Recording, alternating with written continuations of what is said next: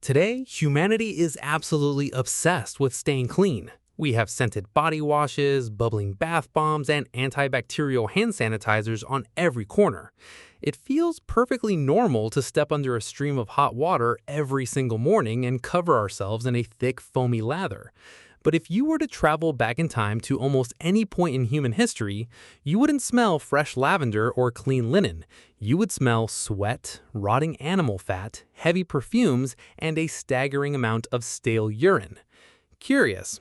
For thousands of years, the simple bar of modern soap simply did not exist. So how exactly did the human race survive, and how did they clean themselves before the invention of soap?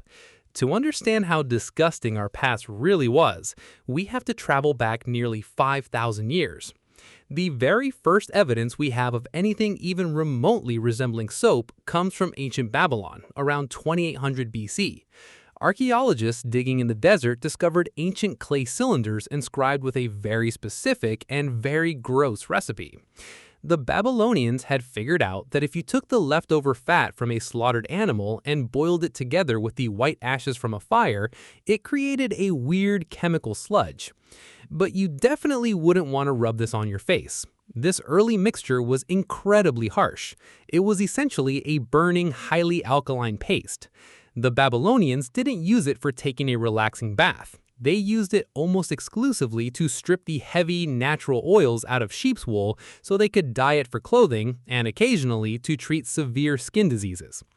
A few hundred miles away, the ancient Egyptians were trying something similar. Around 1500 BC, the Ebers Papyrus records that Egyptians mixed animal and vegetable oils with alkaline salts to create a cleansing paste. But their secret ingredient was a naturally occurring salt called natron. If that sounds familiar, it's because natron is the exact same flesh-drying salt the Egyptians packed around dead pharaohs to turn them into mummies. While it was decent at breaking down grease, it was far too aggressive for daily washing. So if the ancient world didn't have a safe, bubbly soap for their bodies, what did they do? When you picture ancient Rome, you probably imagine a world of pristine white marble, massive aqueducts pumping millions of gallons of fresh water, and citizens lounging in luxurious public bathhouses. It looks like a society obsessed with staying clean. But here's the weird part. If you actually stood next to an ancient Roman on a hot summer day, you wouldn't smell fresh soap. You would smell old salad dressing. Because they didn't have soap, the Romans had to invent entirely different ways to get clean. After a long, hot day in the Forum, a Roman citizen would head to the bathhouse. They would strip down and coat their entire bodies in a thick layer of olive oil. They would sit in a heated room, sweating profusely, allowing the oil to act like a magnet that trapped all the dirt, dead skin, and grime on their bodies. Then came the worst part. They took a long, curved metal tool called a strigil and literally scraped the muddy, filthy oil right off their skin. It was essentially extreme exfoliation. You were technically clean, but your skin was slick and you definitely smelled like a walking garden salad. But that was just their bodies. How did they keep those famous white togas looking so bright and pristine without modern laundry detergent? This is where it gets strange. To clean delicate fabrics without using burning ash, the Romans relied on the most powerful natural cleaning agent they could find: human urine.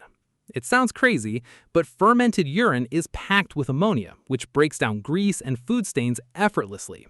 The Romans actually set up collection pots on the public streets.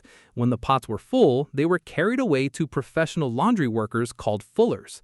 These workers would literally dump your dirty clothes into massive vats of stale, aged urine and literally stomp on them with their bare feet for hours at a time. The ammonia stripped away every stain, leaving the white cloth looking absolutely majestic. But the smell of the fulleries was so overwhelmingly foul that the factories had to be placed on the absolute edges of the city. That sounds small, but it completely shatters the illusion of the ancient world. From a distance, Rome was a glowing beacon of white marble, flowing water, and pristine togas. But up close, the reality of surviving without soap meant that staying clean was a smelly, disgusting, and exhausting chore. But believe it or not, when the Roman Empire finally collapsed, the history of hygiene got infinitely worse. As Europe entered the Middle Ages, the massive public bathhouses were abandoned, and a terrifying new medical myth began to spread. Doctors across Europe became convinced that bathing in warm water was actually deadly. They believed that warm water opened up your pores, allowing the Black Plague and other terrifying diseases to float right into your body. Their solution? Just stop washing. For hundreds of years, European royalty and commoners alike would go months, sometimes even years, without ever submerging their bodies in water. Instead of washing, they believed that changing their linen shirts would magically absorb the dirt straight out of their skin. To deal with the overwhelming, unbearable stench, the wealthy elite would just rub their bodies with dry, scented rags and drown themselves in incredibly heavy perfumes. But while Europe was terrified of water, the other side of the world was quietly inventing the future. During the Islamic Golden Age, Arab chemists in the Middle East finally unlocked the secret to true soap. By carefully balancing olive oil, aromatic oils like thyme and lye, they created the very first hard, solid bar soaps. The most famous of these was Aleppo soap from Syria. It smelled amazing, it was hard enough to hold in your hand, and it didn't burn your skin. When the Crusaders finally traveled to the Middle East, they brought this magical, sweet-smelling soap back to Europe, and the continent slowly began to realize how terrible they all smelled. But even then, soap remained a heavily taxed luxury, reserved strictly for the rich. It wasn't until the 1800s that the entire world changed forever. During the Victorian era, scientists made a horrifying discovery: germ theory. They realized that the world was covered in a microscopic, invisible layer of deadly bacteria. Suddenly, soap wasn't just a fancy luxury for rich people to smell nice, it became a life-saving medical necessity. The Industrial Revolution kicked into high gear, mass-producing cheap, affordable bars of soap for every household on the planet. But here's the ultimate realization. We spend our entire lives lathering up with soap, assuming that it acts like a chemical weapon, instantly murdering all the germs on our skin. But most regular soap does not kill bacteria at all. If you zoom in to a microscopic level, a soap molecule looks like a tiny tadpole. The head of the molecule absolutely loves water, but the tail of the molecule is terrified of water and absolutely loves fat and grease. When you rub soap on your hands, millions of these microscopic tails aggressively bury themselves into the layer of grease and bacteria on your skin. They act like microscopic crowbars, literally prying the germs off your body and trapping them in tiny bubbles. At the same time, the heads of the molecules grab onto the water from your sink.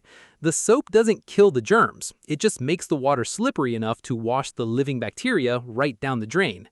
We've spent 5,000 years scrubbing ourselves with burning ashes, mummification salts, olive oil, and stale urine just to discover a simple chemical trick that washes away the invisible world.